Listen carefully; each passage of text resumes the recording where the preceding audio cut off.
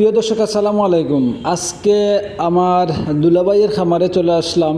এটি হচ্ছে বড়লেখা উপজেলার বর্ণী ইউনিয়নের চক নামক একটি গ্রামে। আমার দুলাভাইয়ের আমার সবচেয়ে বড় যে বোন, ওনার হাজব্যান্ড আমার দুলাভাই। তো ওনার বোনের বাড়িতে বেরোতে আসলাম, এই জন্য ভাবলাম যে আমার দুলাভাইয়ের দেশি গরুর খামারটা একটু আপনাদেরকে আমি দেখাই। এই যে দেখেন গরুগুলার স্বাস্থ্য মোটামুটি আলহামদুলিল্লাহ ভালো আছে। এটা হচ্ছে একটা গাবি, বড় জাতের একটা গাবি, দেশি গাবি। আর পাশাপাশি হচ্ছে এটা হচ্ছে ষাঁড় বাছুর, এটাও ষাঁড় বাছুর। আর ওই পাশে যেটা, ওইটাও হচ্ছে গিয়ে ষাঁড় বাছুর, ওটা হইল গিয়ে ষাঁড় বলতে পারেন। এটা বড় হয়ে গেছে, এটা মাশাআল্লাহ অনেক ভালো, খুবই মানে ওর মোটামুটি যে মোটা তাজাকরণ যেটা সেটা হয়ে গেছে আলহামদুলিল্লাহ। এটা গড়েরই বাচ্চা। তো যাই হোক, ওনার আমার দুলাভাইয়ের যে গরুগুলো আছে ওই গরুগুলা দেখেন, মানে ওদের স্বাস্থ্য মোটামুটি আলহামদুলিল্লাহ ভালো আছে। তবে একটা জিনিস আমার কাছে খুবই খারাপ লাগছে, যেটা গরু যে জায়গায় খাওয়া দাওয়া করতেছে তাকে অন্য এক জায়গায়, এখানে শুধুমাত্র খাওয়া দাওয়া করার জন্য। তো এই যে যেখানে খাওয়া দাওয়া করতেছে সেই জায়গাটা আসলে খুবই নোংরা। মানে কি বলবো, ওটা পরিষ্কার মেবি আজকে করা হয় নাই। দুলাভাইয়ের সাথে এখনও আলাপ করি নিয়ে, যে দেখেন কাদা, অনেক কাদা, ঠিক আছে।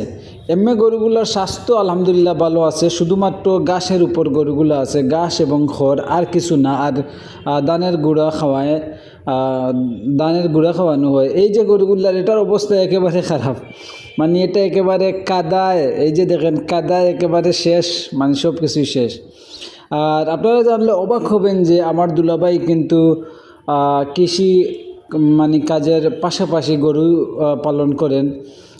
গরু পালন করে উনি অনেক কিছু করেছেন আলহামদুলিল্লাহ। উনি পাকার বাড়ি বানিয়েছেন, আর গোয়ালঘর সব কিছু উনি গরু থেকেই করেছেন। তো আমার দুলাভাইয়ের এই যে দেখেন একটা, ওই যে কি বলে মাছ ধরার বেল, আমরা সিলেটি ভাষায় বেল বলি, এখানে জাল বেঁধে এখানে একটা খাল গেছে, সেই খালে মাছ মারা হয়। আর এটা হচ্ছে খড়, এ খড় রাখার জায়গা, এটা হচ্ছে আমার দুলাভাইয়ের খড় রাখার জায়গা। এইখানে মূলত তিনি তানোর মানে গরুর জন্য খড় এখানে রাখেন। তো এখনও খড় আছে, এই খড়গুলো হচ্ছে গত বছরের খড়, এগুলো এখনও আছে। গরুগুলাকে শুধুমাত্র খড় এবং ঘাস, ওনার একটা লিজ নেওয়া ঘাসের জমি আছে, বেশি না, ছোট্ট একটা জমি, ওইখান থেকে কিছু ঘাস আনেন এবং এখান থেকে শুধুমাত্র খড়, এই খড়গুলা দিয়ে তানোর দেশি গরুগুলা উনি লালন পালন করেন। আর গরুগুলা তো আপনাদের দেখিয়েছি, মাশাআল্লাহ মোটামুটি গরুগুলা ভালো, স্বাস্থ্য আছে, কিন্তু একটু অপরিষ্কার। যদি এগুলোকে প্রতিদিন গোসল করানো হতো, পরিষ্কার রাখা হতো, তাহলে অবশ্যই গরুগুলা আরও ভালো হতো, দেখতে ভালো লাগতো।